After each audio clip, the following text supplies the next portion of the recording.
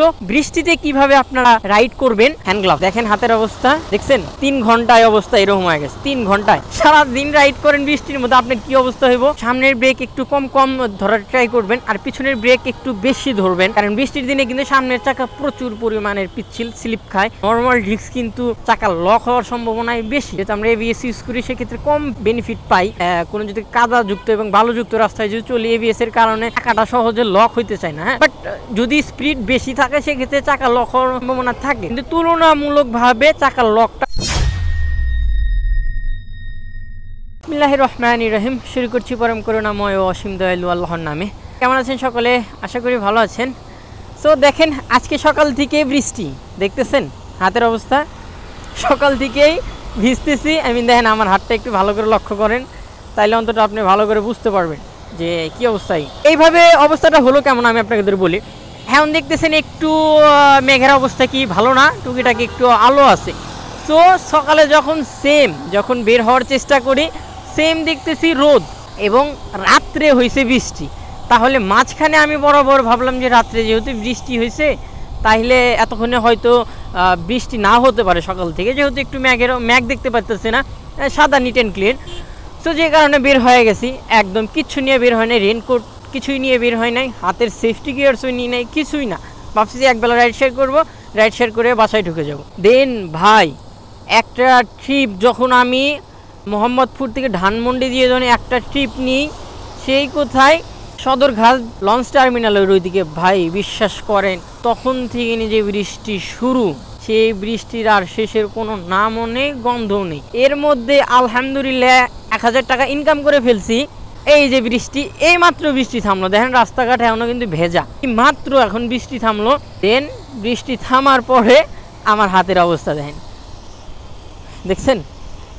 একদমই শেষ তো আজকে আমি আপনাদের এখান থেকে আপনারা কিছু টিপস দিব যারা ঢাকা শহরে রাইড শেয়ার করেন কিংবা রাইড করেন তাদেরও টিপসই অন্তত কাজে দিবে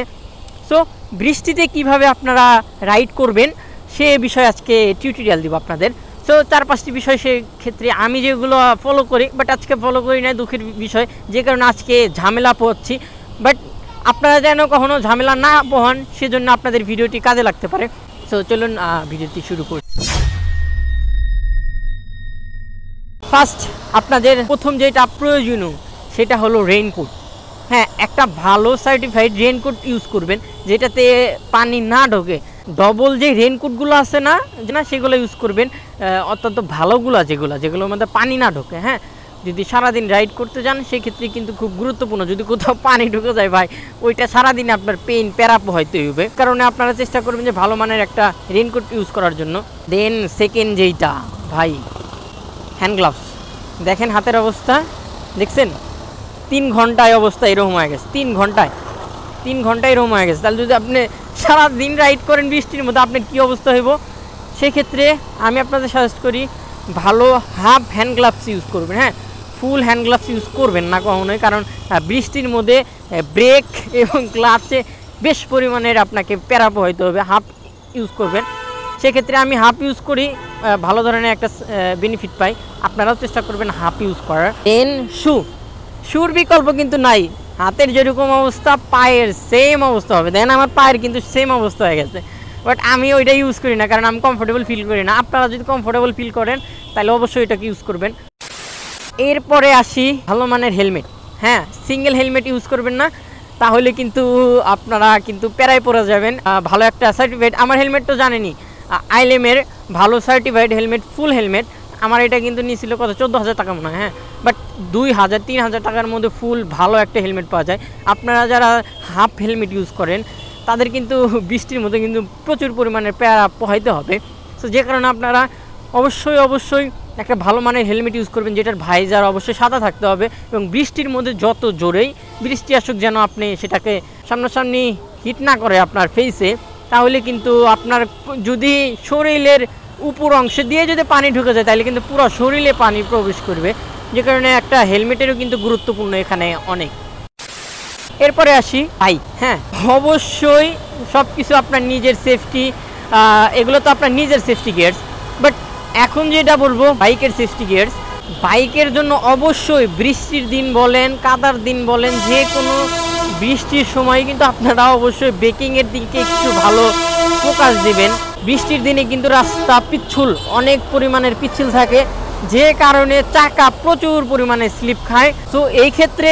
সামনের ব্রেক মানে পার্সেন্টেজ কম ধরবেন এবং পিছনেরটা বেশি ইউজ করার চেষ্টা করবেন। মানে সামনেরটা আমারটা এবিএস করা, বাট নর্মাল ডিস্ক হলে একটু প্যারায় পড়ে যেতাম। তো আপনাদের যেটা বলি, এই সামনের ব্রেক একটু কম কম ধরার ট্রাই করবেন, আর পিছনের ব্রেক একটু বেশি ধরবেন, কারণ বৃষ্টির দিনে কিন্তু সামনের চাকা প্রচুর পরিমাণের পিচ্ছিল স্লিপ খায়,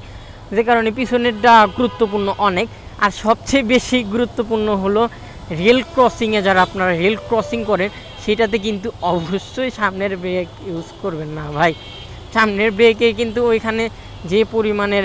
পিচ্ছিল থাকে, যখন আপনার সামনের ব্রেক যদি চাকা লক হয়ে যায় তাইলে কিন্তু পড়ার সম্ভাবনা খুবই বেশি। তো যে কারণে বাইকের সেফটি মেনটেন করবেন। আরও একটি গুরুত্বপূর্ণ বিষয়,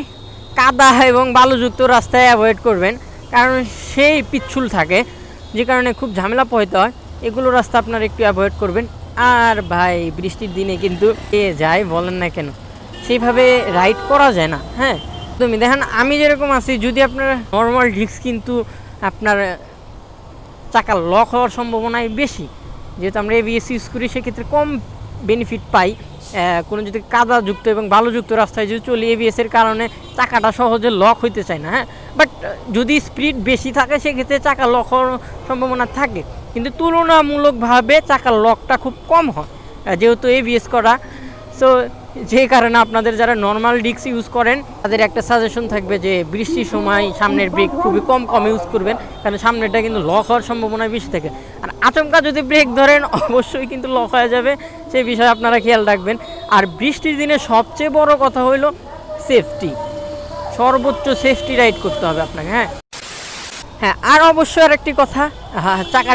চাকার হাওয়ার প্রেসারে তো মনেই ছিল না, আর তুলনামূলক একটু কম রাখতে পারেন যদি চান। চাকার প্রেসার যদি আপনারা 45-35 দিয়ে রাখেন আর 40-30 দিয়ে রাখলেন, হ্যাঁ, তবে এইটা কখন বৃষ্টি আসে কখন কি করা যায় সেটা বলা যায় না, বাট আপনারা এইদিকে একটু লক্ষ্য রাখবেন, বেশি যেন না হয়। হ্যাঁ, চাকার হাওয়া যেন বেশি না হয়, তুলনামূলক একটু কম থাকলেও বেটার, বাট বেশি হলে কিন্তু আবার কথা বলতে বলতে মিনিট 10-এ চলে আসছি, আর আমার হাত কিছুই কাজ করতেছে না, কারণ বৃষ্টিতে যে পরিমাণে ভিজে গেছি হাত কাজ করতেছে না। এখন যাব বাসার দিকে।